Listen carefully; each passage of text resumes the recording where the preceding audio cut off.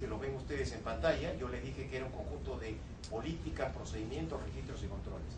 Cualquier empresa o negocio hoy en día en el Perú que combate el lavado y que está obligado a hacerlo, hay toda una relación de 40 y tantos agentes económicos a la ley nacional, tiene que instalar y tener estos componentes del sistema antilavado en su empresa y desarrollarlos. Siguiente, por favor. Entonces, al igual que el desarrollo de una empresa o negocio, el siguiente, en el desarrollo del sistema antilavado, la responsabilidad es al igual como la responsabilidad de una empresa o negocio, de todas estas personas y gentes que están ahí.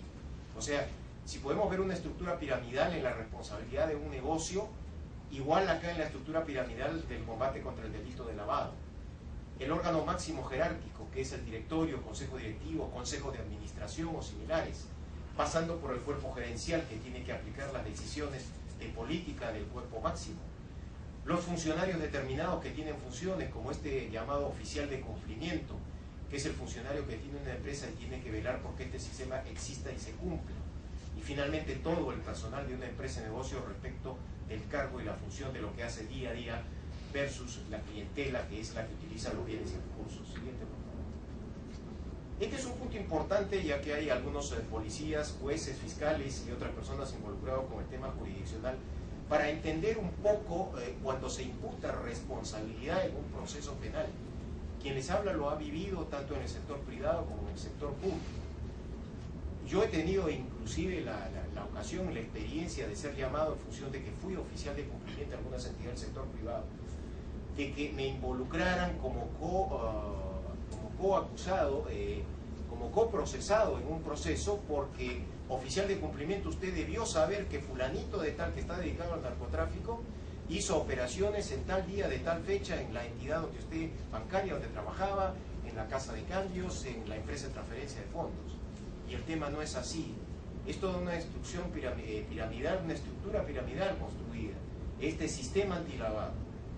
Lo que nos dice la norma y las recomendaciones internacionales es que todo el personal de una empresa o negocio en el Perú o el mundo debe estar atento con determinadas operaciones de la clientela, lo que llamamos operaciones sospechosas en la regulación, que son unas operaciones o transacciones normales que tienen algunos indicios de vinculación o con personas o con actividades de tipo criminal. Y solamente algunas de las operaciones de todos los clientes, si queremos referirnos, digamos, podríamos utilizar el caso, ya que nos gusta tanto la comida italiana, de la pizza, de toda la porción de la pizza o de una torta es solamente un pequeño triángulo el que puede ser operaciones sospechosas. Entonces eso lo detecta el personal, ¿no?, en toda la empresa o negocio, y lo comunica a una segunda instancia que es este funcionario o empleado llamado oficial de cumplimiento. El oficial de cumplimiento es el funcionario que recibe solamente de otros los casos de operaciones sospechosas y lo vuelve a analizar. No es el detective tipo Sherlock Holmes o investigador privado que está como una lupa recorriendo día a día todas las agencias, oficinas y sucursales de las oficinas de una empresa o negocio para detectar cuál operación puede ser vinculada a una actividad criminal.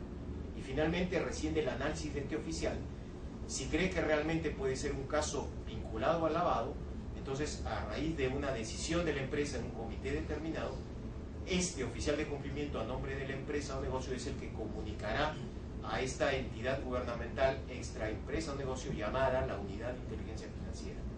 Y luego de un segundo análisis de estos casos, esta unidad será recién la que comunique a través de una denuncia al Ministerio Público esta ocurrencia para que se pueda iniciar el proceso penal. Entonces, esa es la estructura que funciona en la comunicación de operaciones sospechosas. Siguiente, por favor. Y ya para terminar mis 30 minutos, como les digo, muy bien, muchas gracias, doctor Peleas. Estos son una serie de casos ocurridos a nivel mundial y a nivel nacional. Pasemos, por favor, al último caso, que no es tampoco menos importante, que es el proceso de pérdida de dominio. Siguiente, por favor. Esos son los casos a nivel nacional. La siguiente. El proceso de pérdida de dominio. Siguiente, por favor.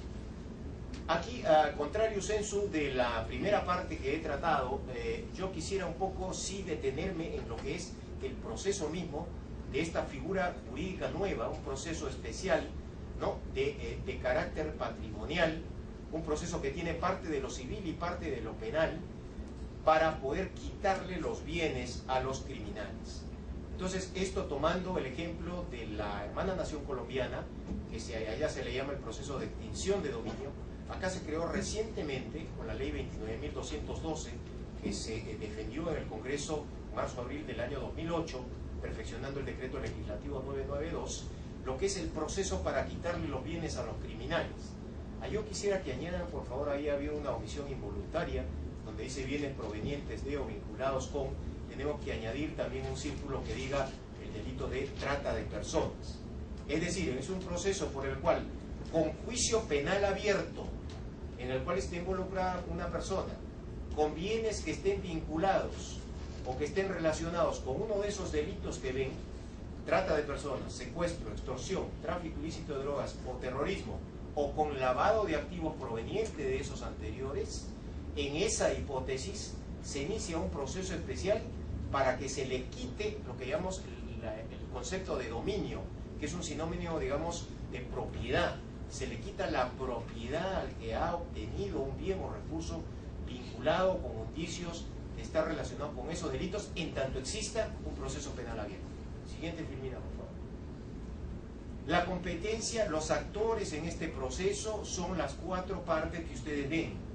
En primer lugar, el juez penal, que debe ser el del lugar donde están ubicados los bienes vinculados con estos ilícitos. Y, doctor Vegas, y si hay muchos bienes en todo el Perú, muy bien, entonces si hay muchos bienes, será competente el juez del lugar o de la jurisdicción donde haya más juzgados penales. Acá yo dejo entre paréntesis, creo que hay una distorsión en el legislador, porque normalmente acá la respuesta siempre sería Lima, ¿no? Pero en fin, eso lo dejo como un cuestionamiento. El fiscal también que interviene competente es el fiscal provincial en lo penal más antiguo de la jurisdicción donde interviene, digamos, donde se vinculan este tipo de bienes sobre solamente estos 5 delitos o lavado de activos provenientes de ellos. Y el procurador público, que es el abogado del Estado, ya hay una procuraduría especializada creada desde el año pasado, se ha reformulado el sistema de defensa jurídica del Estado, no sistema de defensa judicial, en el cual los abogados del Estado, hay procuradores especiales, 5 procuradores especializados, uno de ellos el de lavado de activos y proceso de pérdida de dominio, que tuve la suerte y la oportunidad en mi país de ser el que construyó el andamiaje de esta procuraduría, son los que van a defender al Estado, porque el afectado es el Estado en general que defiende a los ciudadanos. Hay una excepción, por la naturaleza de la complejidad. Si los bienes o recursos que constituyen lavado provienen del tráfico ilícito de drogas o narcotráfico, el llamado, el competente a defender al Estado será el procurador público especializado, especializado en delitos de tráfico ilícito de drogas, la Procuraduría Antidrogas. Y finalmente, los ciudadanos que son los presuntos afectados, a quienes o se les va a quitar, entre comillas, o se van a ver afectados por la sustracción de la propiedad que culmina a lo largo del proceso. Siguiente para terminar. Este es un esquema del proceso. Yo lo puedo resumir de dos maneras. Lo que ha encontrado el legislador es que en vez de esperar los 4, 5, 6 años que se demora un juicio penal normal en nuestro país, sea algo que lleve máximo 10 a 12 meses.